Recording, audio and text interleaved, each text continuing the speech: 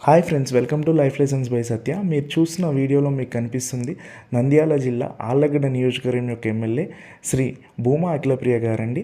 అక్కడ అహోబిల నరసింహస్వామి క్షేత్రం ఉంది. ఆ క్షేత్రంలో ఉన్నటువంటి కోనేరులో పాచి పాకురు మరియు మురికి చెత్త చెదారం చేరి కంప్లీట్గా డట్టిగా అవడంతో ఎమ్మెల్యే గారు అక్కడ ఉన్నటువంటి యువతీ యువకులు మరియు విద్యార్థుల యొక్క సహాయంతో ఉదయం 9 గంటల నుంచి రాత్రి 7 గంటల వరకు శ్రమించి ఈ యొక్క కోనేరుని శుభ్రంగా చేసి అక్కడ దీపారాధన చేసి దీపాలు వెలిగించడం జరిగిందండి. ఇప్పుడు కోనేరు క్రిస్టల్ క్లియర్గా మనకు కనిపిస్తుంది.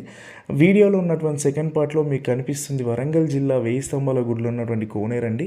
మేము ఇటీవల ఇక్కడ విజిట్ చేశాము. కోనేరు చాలా దుస్థితిలో ఉందండి. 2 ఏళ్ల క్రితం మేము వెళ్ళినప్పుడు కోనేరు చాలా బాగుండేది.